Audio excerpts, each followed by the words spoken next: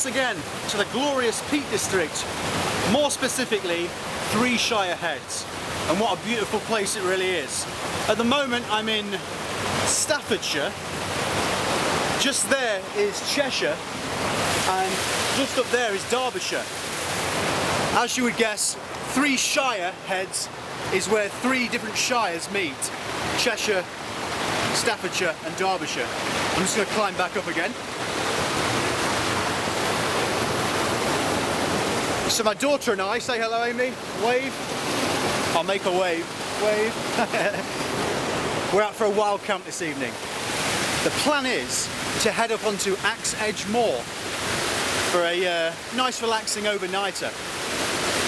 So we parked the car at Flash outside the school there, and we walk down and then come up the valley here. And in a moment I think we might head that way, or we might head up towards Dane Bower, but I'm not sure yet. We'll see what Amy thinks. She's the boss. It was actually her idea to come out today, so I'm not going to complain. But what a beautiful place.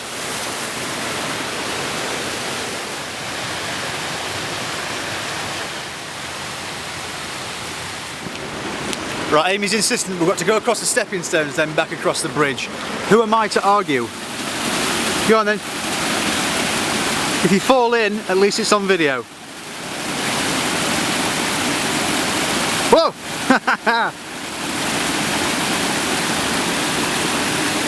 Jump!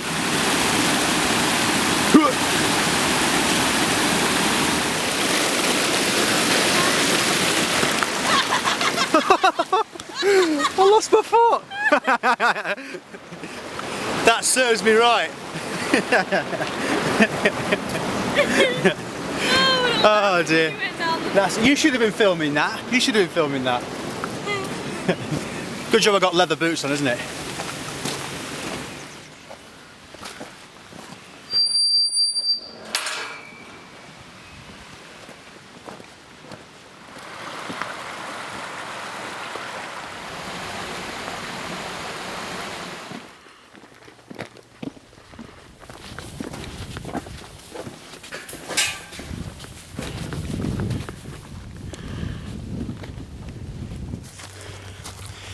Okay, I've left Amy for a moment. She's continuing on up towards the road, and then we're going to head northeast towards Axe Edge Moor. But I'm heading towards Cheeks Hill. It's one of those places that I've bypassed in recent walks, but it is a baggable peak, and I am a geek, so I just thought I'd quickly head up there just to say that I have really. But we're getting some views now over towards the west. I will manually focus for you. In the distance there we've got the Cat and Fiddle. Over that way we've got Shutlings Low. But no doubt we'll get better views of those later on, and we're over there. Okay, so here we are on Cheeks Hill. Nothing more than a bump really. But I've just had a look at the map, and don't quote me if I'm wrong, but this is, I think, is the northernmost point of Staffordshire. Just this point here where the wall juts up and then goes straight back down, that on the opposite side is Staffordshire. And we're now, thankfully, back in Derbyshire. I didn't bring my passport today, you see. I'm risking it leaving the car in Staffordshire. Amy's just down there. We're going to head over that way now. I can see the trig point up on Axe Edge. Did you miss me? Nah. No. This is one of those boxes that I do believe has medicated grit for the grouse. I was reading about it a while back, and speak of the old devil, there's one just there. There's a few in fact. There's a couple just over that way. We're just walking the final section across the moors now. I've promised Amy it'll be 5 minutes and then she can have a break.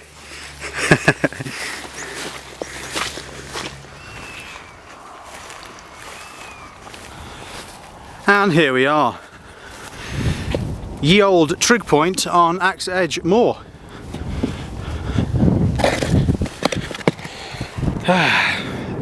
Amy's taking a well-earned break now, but the views from here are spectacular. I'll zoom in a wee bit. You can just see Shutlings Low pointing out over the top there. I mentioned earlier we've got the Cat and Fiddle. Then just down that way is the Goya Valley and Shining Tor. Over this sort of direction, right in the distance, I'm not sure if you can see it, but kind of right there is the mighty Mam Tor. And then you've obviously got Kinder over there, and just that sort of area you've got Mount Famine and South Heads. But over here is the sprawl of Buxton, and while I'm panning that way I'll say hello to John. Hope you've had a good day today, mate, on Kinder. That bit there, we'll ignore that bit there, the factories and stuff like that, but check that out.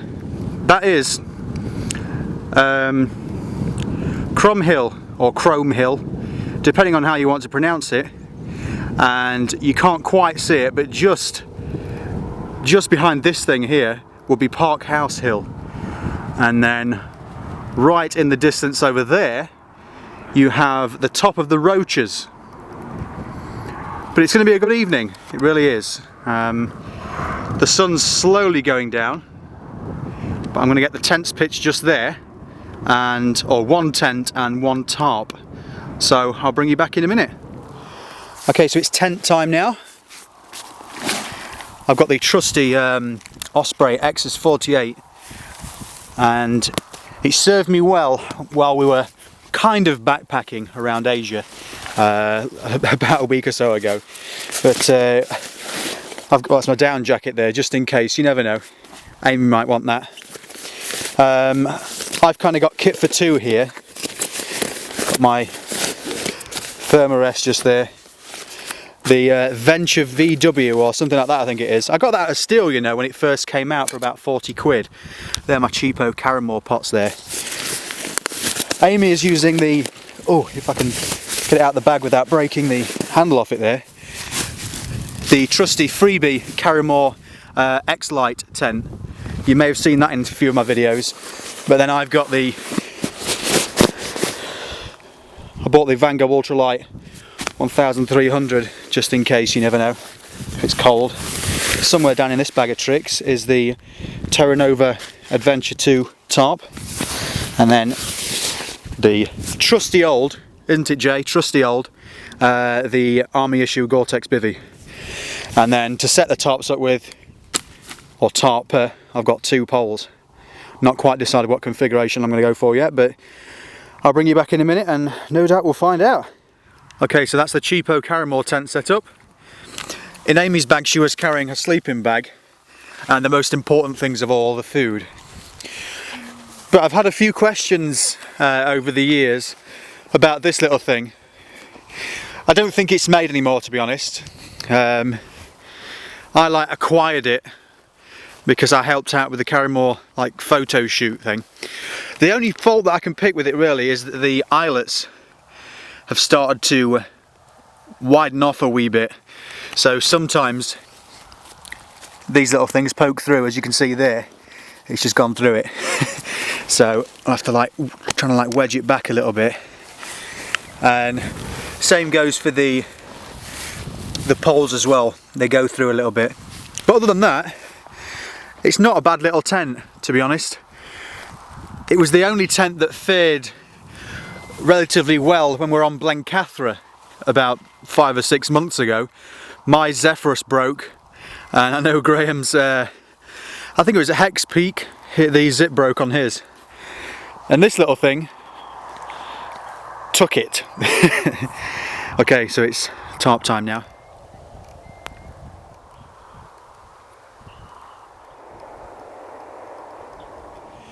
Okay, welcome back. So we're all pitched up now. I have been pitched for about half an hour, but as I was throwing everything inside the bivvy, a gentleman walked across and he came to just have a wander to the trig point, and then I got chatting. chatting for about half an hour about the Peak District and just about things further afield. But while I was chatting, I've missed some amazing light down in the Upper Dove Valley. Drat! So the sun is going down now. There's a bank of cloud on the horizon, so it might add to the colour of the sun setting, but I don't think it's going to be much longer before it's dropping below that bank of cloud. But I've got the tarp set up in this, I think it's the Flying Diamond. No sniggering, Jay. Yeah, the Flying Diamond. And I've got the bivvy bag laid out there, all my kit there. I'm going to make some food shortly. Amy is relaxing in the tent. Wave hello. You all the way in the sleeping bag, are you? Uh-huh. So yeah, well, I plan to just watch the sun go down now, I think.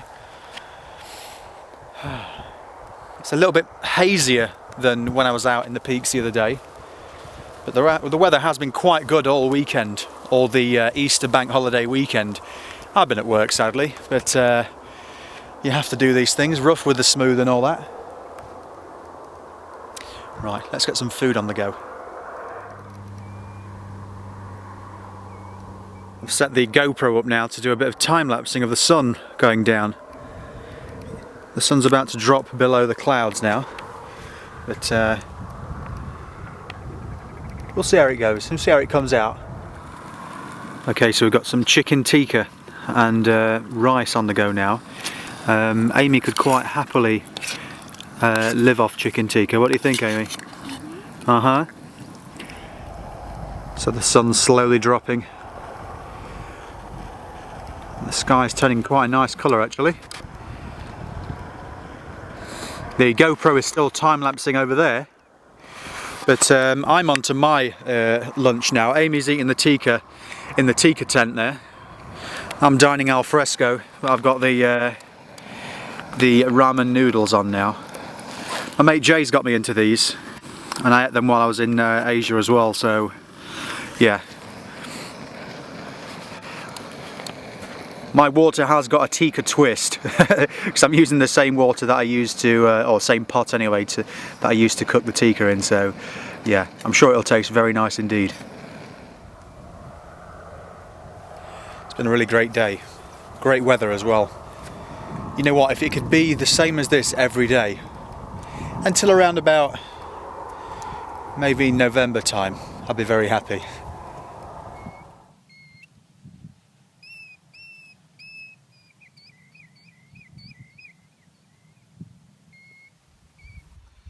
So I've switched to my iPhone now, because the sun is well and truly gone and it's dropping quite dark now. I've just been sat over there for the last hour or so, eating food and just watching the sun go and looking down into the Upper Dove Valley. It's going to be a nice relaxed evening, I think. Nice relaxed night even. Listening to the grouse and the curlew.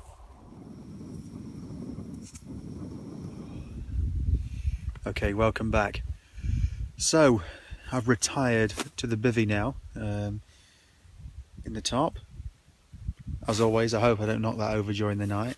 Amy's just chatting away. We're only next to each other, so we've just been chatting for the last hour or so. But yeah, hopefully it'll be a nice restful night. The grouse and the curlew seem to have quietened down a little bit now, so because they're all around us. So it's been really nice just listening to them and watching the mist in the darkness. Okay, so I'll catch you in the morning. I'm hoping that we're going to get a good sunrise in the Upper Dove Valley, or over the Upper Dove Valley. So I've set my alarm for about 6 AM. So hopefully we should get some nice nice sunrise shots. Okay, I'll see you in the morning.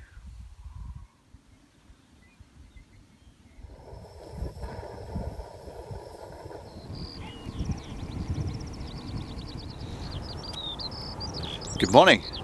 welcome back. It's now about 6:15 in the morning and the sun is around about 5 or 10 minutes off rising.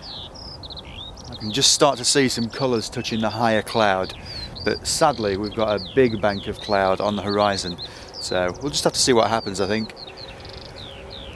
Well, that was a really good night actually. I spent a lot of time just looking down into the upper Dove Valley. I've been awake since about 4:30, I think. 6 hours sleep nowadays is about my limit. It doesn't matter whether I sleep on the floor or in the comfiest bed in the world. I think about 6 hours sleep is my limit because of lower back pain. No idea why, it's just seemed to have come on over the last like 4 or 5 months.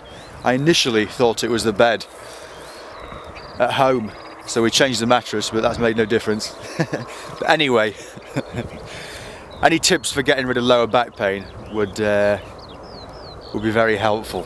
Maybe I need to start doing yoga or something like that. So you wouldn't think it to look at me, but I've already had my morning coffee. I could do with another, but I'm out of coffee now, sadly. But it's been a really great morning. Just been listening to the grouse and watching the planes go across and the moon, stars. It's been amazing.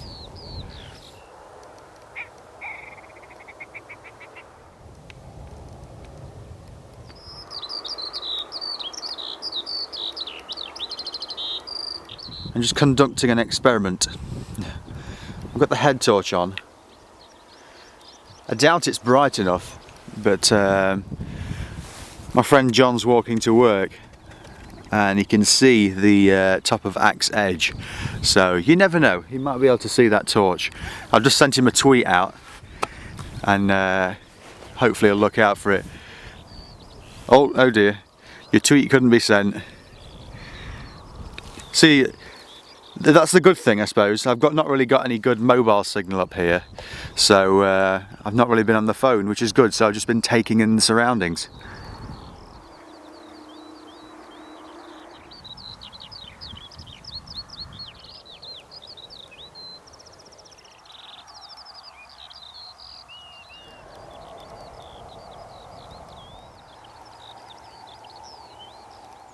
I've switched to iPhone time-lapse now.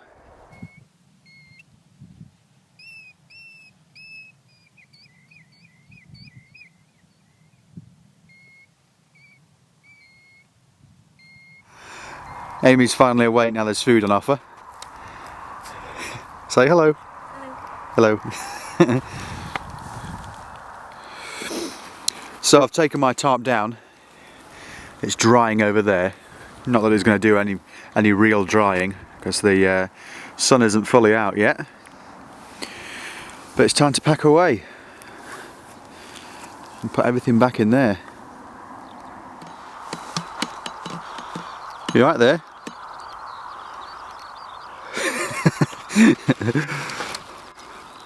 I'm almost packed away now. I've just got to wait for that tent to put in there.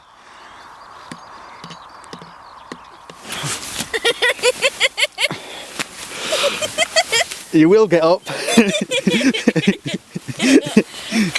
don't want to get a sleeping bag wet, but I'm going to do it.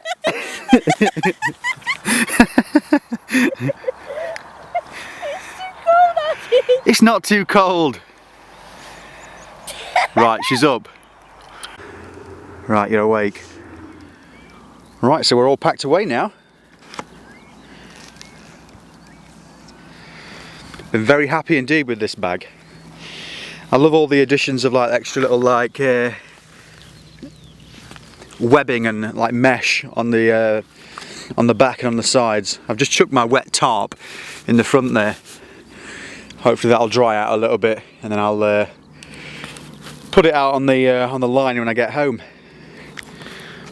You ready to hit the road?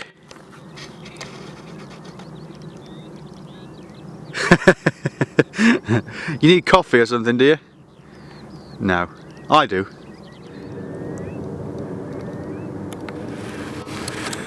Okay, so she's up and we're moving. Time to say goodbye. Left no trace whatsoever. Absolutely no trace. Right, onwards, back to the car at Flash. She's got my down jacket on. I bet her £10 that literally she'll last about 10 minutes before she's taking it off. So we'll see how long it takes. Okay, so I'm guessing that you probably lasted about 9 minutes and 59 seconds there before asking for that coat to be taken off. Right, let's chuck it in the top of the bag. Amy's decided we're gonna walk the roadway back instead of going over Axe Edge. That's Axe Edge, and that's Axe Edge Moor marked on the map. But this little spot here is the source of the mighty River Dove. So from this point here, it flows down into the upper Dove Valley, past Krum Hill, and then down into the into the very popular Dovedale. Okay, road time.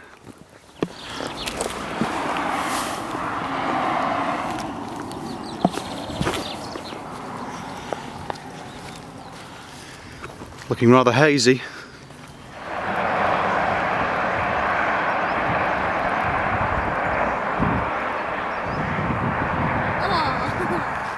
Welcome back. So Amy has decided that the lure of hot chocolate at Flash Bar stores just at the road there is far more interesting than walking the final few hundred metres back to the car. So I'm going to walk back to the car at Flash and then get myself up there again and get a coffee.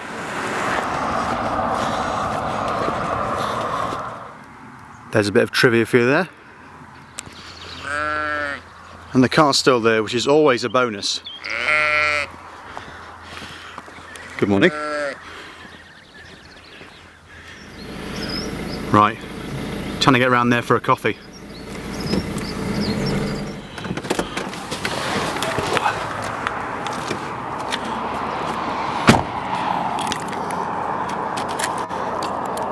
You enjoying that? Coffee time. Okay, that's coffee's drunk, hot chocolate's drunk, and we're going to go back to the car, which is just there, and head home now. So as always, thanks for watching. Thanks for sticking it out for however minutes long it was. Thanks for commenting on the videos, liking, everyone that's subscribed as per usual, and I'll see you next time. Bye for now.